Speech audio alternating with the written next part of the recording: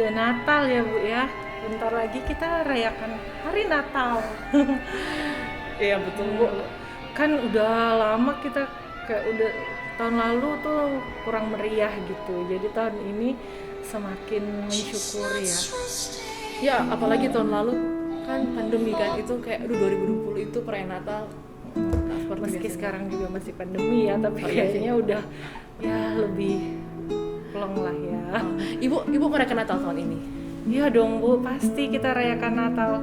Kan itu kita dimana merayakan momen Tuhan yang adalah Maha Kuasa itu lahir ke dunia menjadi manusia. Jadi itu ada kejadiannya. Nah kejadian itu yang harus kita rayakan. Tapi ini Bu, apa ya? Bahkan apa yang disampaikan di kitab Kejadian, orang-orang tuh sering nggak percaya. Masa apalagi dengan kejadian kedatangan Yesus Kristus nih ke dunia begitu. Apakah itu benar terjadi atau gimana?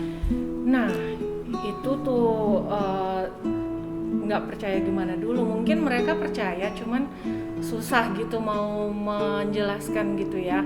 Nah ini Bu, saya ada baca buku. Ini saya pinjam di library SDH gitu. Iya. Ini judulnya 7 Days That Divide the World. Ini bahas kitab Kejadian loh Bu. Maksudnya dia bahas permulaan dunia menurut kitab Kejadian dan sains. Hebat kan Bu? Wait. Kalau kayak nggak percaya gitu, ini udah sains loh Bu. Oke. Pojok buku. 3, 2, 1, action.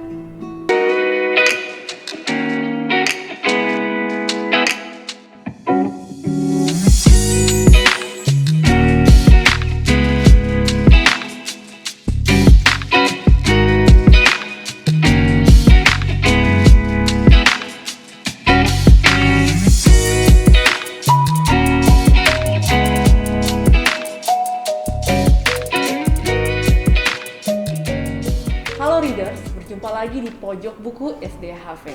Saya Ibu Didit dan bersama dengan saya ada Ibu Maya yang seperti kalian dengarkan yang tadi, bahwa hari ini kami akan membahas sebuah buku yang berjudul 7 Days That Divide the World atau 7 hari yang membagi dunia.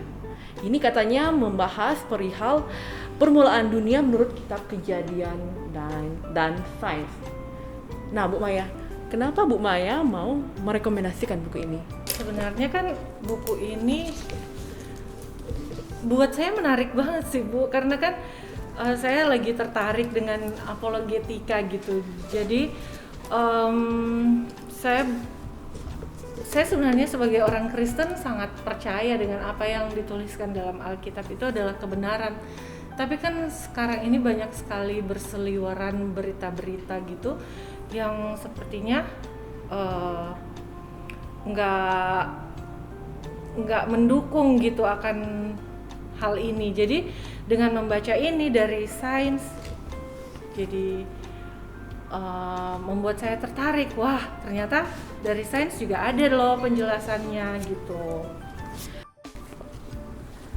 Sepertinya ini saya sempat baca sih buku ini Bu Maya. Ini juga pernah sempat saya terlibat pembicaraan dengan beberapa teman yang lain. Nah, buku ini ditulis oleh John Lennox dan beliau itu adalah seorang profesor emeritus matematika di Oxford University dan beliau juga itu mempublikasikan buku dalam lingkup filsafat, etika dan keagamaan. Juga beliau ini Pak John Lennox ini beliau juga pernah menyelenggarakan beberapa debat terbuka dengan cendekiawan non Kristen dalam membahas keterkaitan ilmu pengetahuan dan iman Kristen, Bu. Iya, betul. Jadi kalau tadi kayak Ibu Maya sempat singgung bagaimana buku ini katanya menjelaskan atau memberikan fakta-fakta empiris itu itu karena penulisnya juga adalah seorang dari bidang eksata. Iya, sains.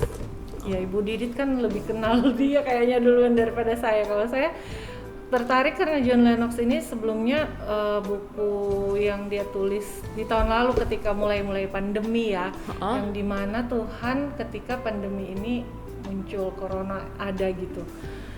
Nah mulai itu saya jadi tertarik membaca bukunya John Lennox. Ini baru buku kedua sih yang saya baca. Gitu Bu. Nah, kalau dari Bu Maya sendiri, apa sih sebenarnya yang ingin penulis atau John Lennox ini sampaikan lewat buku ini, dari buku ini? Nah, sebenarnya inti dari apa yang ingin disampaikan oleh John Lennox sih, kalau saya lihat ya dari sepanjang ini buku yang ada itu, dia ingin memfokuskan pada keutamaan Kristus. Kristus itu yang adalah Tuhan sendiri. Iya. Nah, dia ingin menekankan ke situ gitu, dan bahwa Alkitab itu adalah kebenaran gitu. Tapi saya ingin baca sih yang ada di halaman 68, nggak apa-apa ya saya baca sedikit ini. Boleh Bu, boleh kok. Jadi di sini ditulis pesan utama dari argumen saya sejauh ini adalah ada cara memahami Kejadian 1. Nah, ini kan memang difokuskan Kejadian 1 dan 2 aja ya. Ya. Yang tidak mengorbankan otoritas dan keutamaan kitab suci, dan pada saat yang sama memperhitungkan pengetahuan kita yang semakin meningkat tentang alam semesta gitu, sebagaimana yang diperintahkan sendiri oleh kitab suci di Roma 1 ayat 19-20. Jadi John Lennox sendiri tahu bahwa Tuhan itu yang memerintahkan manusia untuk meningkatkan pengetahuan yang ada. Itu kan ilmu pengetahuan kan. Wah. Nah, jadi dengan meningkatnya ilmu pengetahuan itu juga menolong gitu untuk terus memahami akan wah, Tuhan itu yang luar biasa, Tuhan itu yang beyond dari segala-galanya, itu bisa kok dijelaskan, bukannya nggak bisa gitu.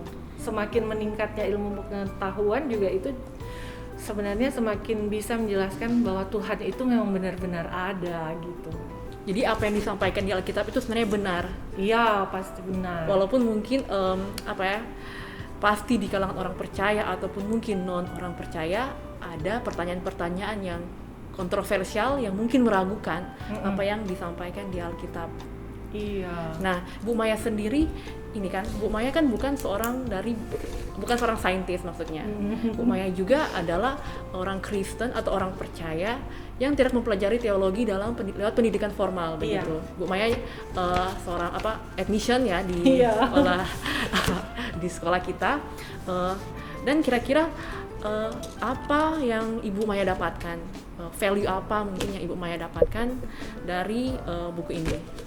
Nah, jadi kan kalau saya pakai analogi puzzle ya gitu, kalau kayak Puzzle? kita semakin hari kita tuh menambah puzzle untuk memenuhi apa yang menjadi rasa keingintahuan kita gitu kan. Betul. Dari kecil misalnya kita tanya ke orang tua kita, ini kenapa begini? Kadang-kadang kan orang tua mungkin bingung menjawabnya, atau bahkan ada orang tua mungkin yang menjawab salah gitu kan. Nah, ketika kita semakin kesini, kita semakin tahu bahwa ada hal-hal yang sebenarnya di Alkitab itu sudah jelas. Nah, dengan adanya buku ini tuh semakin menambah puzzle-puzzle itu ke dalam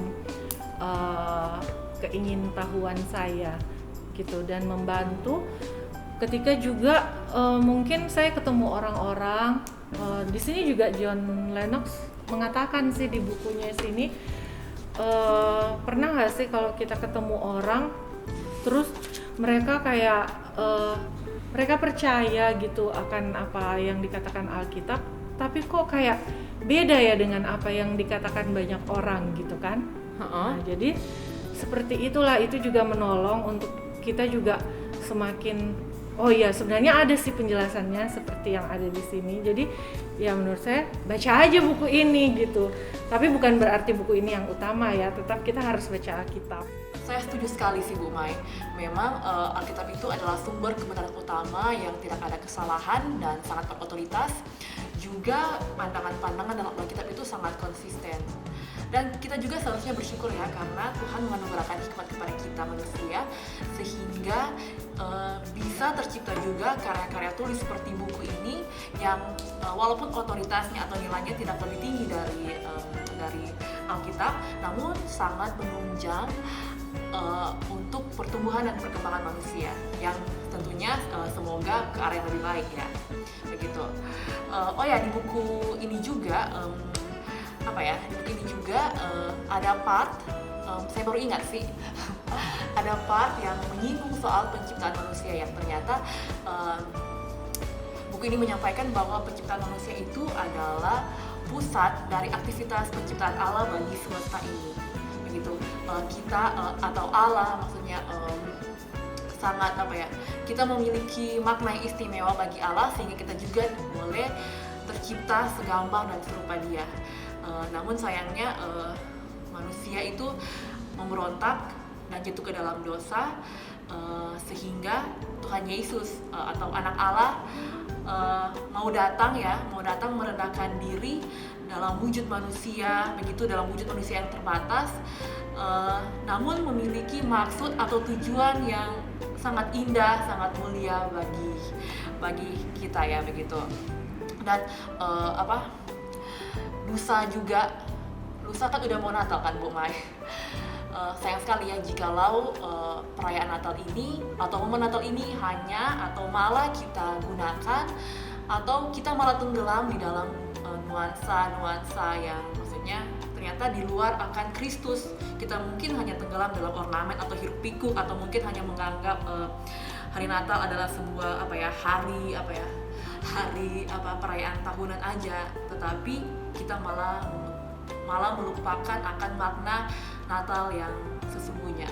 Semoga ya kita benar-benar boleh